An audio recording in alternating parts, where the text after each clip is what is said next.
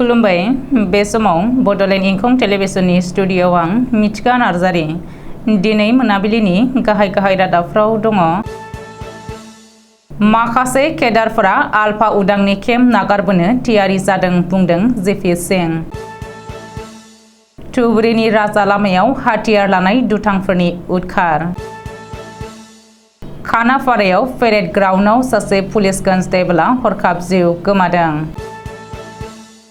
प्रमद बर'आ हिमन्त बिश्व शर्मानि खुंथायखौ सनानि जुगजों रुजुदों। रायजोनि मोन 6 जिल्लायाव दैबाना 39,000निबो बांसिन सुबुङा सैनांदों। बाक्सानि सालबारियाव रां दाबिनानै दुथांनि उदखार। आइजो बिजेपि दैदेनगिरिया लोगो दैदेनगिरिजों एक्सट्रा मेरिटेज एफेयार्स ससियेल मिडियायाव भाइरेल जानायाव लाजिनांनानै सुसाइड जादों। दानिया फैदोनि आबुं रादाबाव।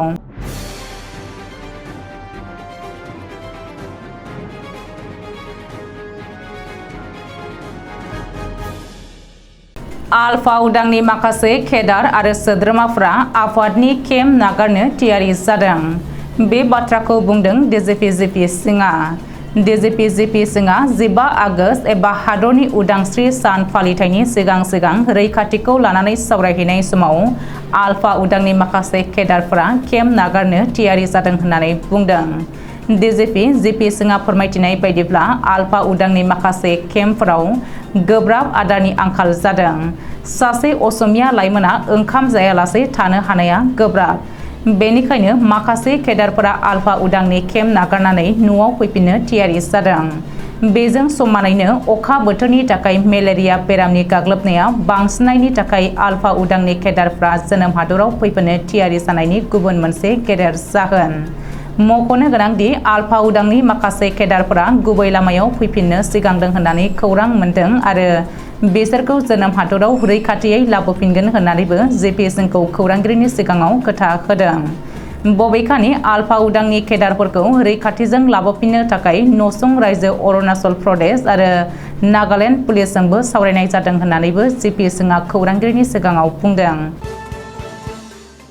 धुबुरीनि राजा लामायाव हाथियार लानाय दुथांफोरनि उदखार। हाथियार लानाय 3 दुथाङा सासे लाइमोनखौ गाग्लोबनानै गोब्राब जोखोम खालामदों। बे जाथाया जादों धुबुरी जिल्लानि बेन्दोंआव थानाय बिलासिपारानि फुटकिबारि ससरगावआव। बबेखानि दुथांफोरनि गाग्लोबनायाव जोखोम जानाय लाइमोनखौ 20 बोसोर बैसोनि नन्दन नाथ होननानै सिनायथिनो हादों। ओरैहाय बे जाथायनि उनाव जायगानि सुबुंफ्रा नन्दन नाथखौ बोखांनानै देहा फाहामसालियाव दैथायहरो। रिपर्ट बायदिब्ला हाथियार लानाय सिनाय मोनै 3 दुथाङा पिस्तल खुन्दाजों नन्दनखौ गाग्लोबदों। बे समावनो जायगानि सुबुंफोरा होसो बोनायाव दुथांफोरा लाथिख'आव गुलि गावनानै जाथायसालिनिफ्राय खारलाङो। बबेखानि जाथायसालिनिफ्राय खालि कार्टिजबो बोखांनो हादों जायगानि सुबुंफ्रा। बे जाथायनि बागै खौरां मोननाय लोगो धुबुरीनि एसपि नवीन सिंहआ जाथायसालियाव थांनानै खौरां लाहैयो आरो बे गुलि गावनाय जाथायनि सायाव नायबिजिरनो जागायो। बे जाथाया उदांस्रि सान फालिनायजों लोगोसे जेबो रोखोमनि सोमोन्दो गैया होननानैबो धुबुरी पुलिसआ सुलुङाव फोरमायदों। खानापारानि पेरेड ग्राउन्डआव मोनसे सोमोनांथाव जाथाय। पेरेडनि गेजेरावनो सासे पुलिस कन्स्टेबलआ हरखाब जिउ गोमादों। शुक्रबारखालि पेरेड खालामबाय थानाय समावनो बे जाथाया जादों। सुलुङाव फोरमायथिनाय बायदिब्ला हादरनि उदांस्रि सान फालिनायखौ लोब्बा लानानै पुलिस बिफाननि पेरेड प्रेक्टिस सोलिफुनाय समावनो सासे कन्स्टेबलआ हरखाबै जिउ गोमादों। बबेखानि पेरेडनि समावनो जिउ गोमानाय पुलिस जवानखौ लखिमपुरनि कुकिल दत्त होननानै सिनायथिनो हादों। कुकिल दत्तआ एपिआरअनि कन्स्टेबलमोन। बियो 2017 बेटसआव आसाम पुलिसाव जयेन जादोंमोन। कुकिल दत्तआ तेजपुरनि सावनियाव दङमोन आरो बियो गोलाव समनिफ्रायनो बिखानि बेरामजों नाख्रेबजानानै दङमोन। रिपर्ट बायदिब्ला बे जाथाय जानाय सानखालि कुकिलआ पेरेड प्रेक्टिसआव फैनो राजि नङामोन। नाथाय सासे एएसआइआ गोख्रों बिथोन होनानै कुकिलखौ पेरेड ग्राउन्डआव प्रेक्टिसनि थाखाय थिनहरदोंमोन होननानै अजद थिखांदों। ओरैहाय बे जाथायनि उनाव कुकिल दत्तनि गोथै सह'खौ पस्ट मर्टेम आनजाद खालामनानै लखिमपुरनि न'आव दैथायहरनाय जायो होननानैबो सुलुङाव फोरमायदों।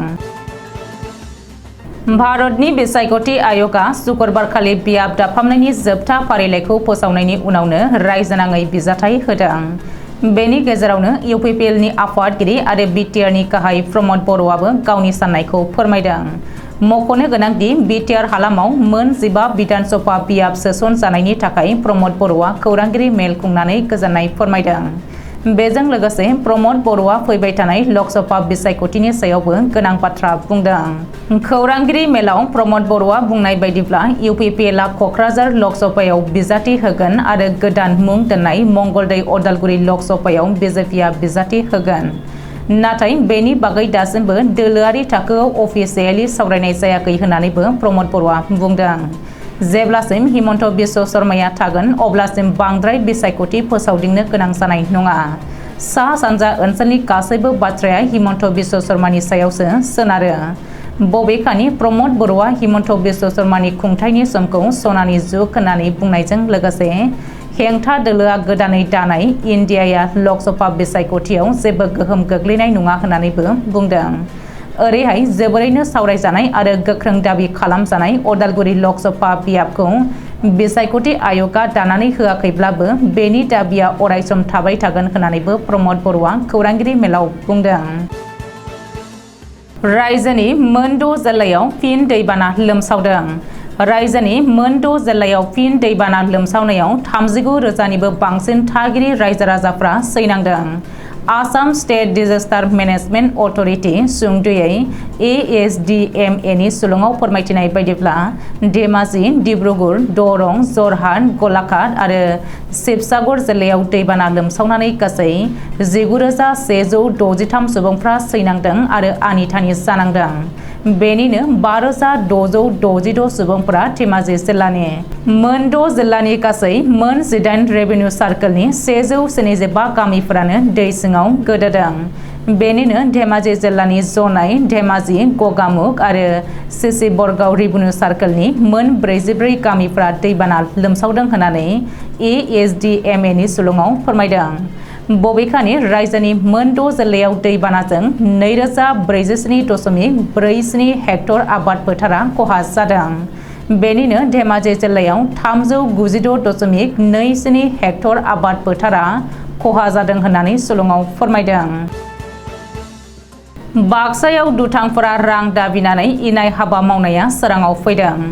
दाबिनाय रांखौ हराब्ला बुथारगोन एबा गावथारगोन होननानै हुमखि होदों फालांगिरि प्रसेनजित आरजु मुंनि सासे लाइमोनखौ।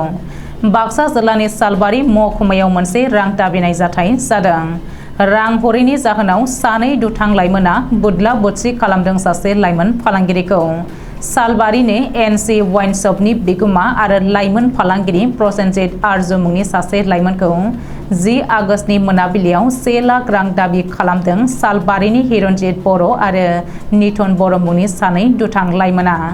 नाथाय फालांगिरि प्रसेनजित आरजुआ रां हरा होननानै बुंनायाव वाइन शपनि दरजा खेवनानै सिङाव हाबनानै प्रसेनजित आरजुखौ बुदला बुदसि खालामो दुथां लाइमोन हिरनजित बर' आरो निथन बर'आ। बेनि अनगायैबो 1 लाख रां हराब्ला गावथारगोन होननानैबो हुमखि होदों फालांगिरि प्रसेनजित आरजुखौ। फारसेथिं फालांगिरि प्रसेनजित आरजुखौ गाग्लोबनाय भिडिअ वाइन शपनि CCTV केमेरायाव सेबखांजायो। मख'नो गोनांदि जाथायनि सोमोन्दै शुक्रबारखालि मोनाबिलियाव सानै दुथां लाइमोननि हेंथायै सालबारि थानायाव एजाहार होयो फालांगिरि प्रसेनजित आरजुआ। खौरांनि गेजेरजों पुलिसआ बेखौ न्याय होनांगौ होननानै दाबि खालामदों फालांगिरि प्रसेनजित आरजुआ। गुवाहाटी नोगोरमानि बामुनि मैदाम ओनसोलाव बिजेपि दोलोनि सासे आइजो दैदेनगिरिया ससियेल मिडियायाव एक्सट्रा मेरिटेल एफेयार्सनि माखासे भिडिअफोरा भाइरेल जानायाव लाजिनांनानै गावखौनो फोथैनानै लादों एबा सुइसाइड जादों।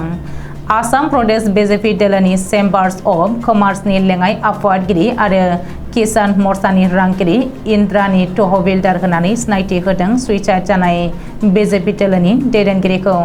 सुलुङाव फोरमायथिनाय बायदिब्ला बिजेपि दोलोनि दैदेनगिरि इन्द्राणी तहबिलदारनि न'आ अनुराग सहिला मुंनि सासे बिजेपि दैदेनगिरिया भारा थायोमोन।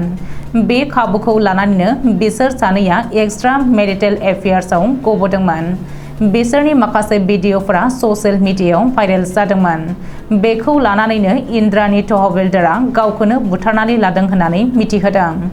अदेबानि अनुराग सहिलाया आथिखालाव खारखोमानानै दङ होननानै फोरमायदों। गुवाहाटी सेन्ट्रेलनि डिसिपि दीपक चौधुरीया खौरांगिरिनि सिगाङाव मिथिहोदों दि आथिखालाव इन्द्राणी तहबिलदारनि गोथै देहाखौ पुलिसा गुवाहाटी मेडिकेल कलेज आरो हस्पिटालाव पस्ट मर्टेमनि थाखाय दैथायहरबाय। लोगोसेनो पुलिसा जाथायनि सायाव नायबिजिरनो लाबाय आरो उननि समाव सैथो जाहोनखौ नायबिजिरगोन होननानै मिथिहोदों। दिनै मोनाबिलिनि रादाबा एसेनोसै। गोजोन्थों।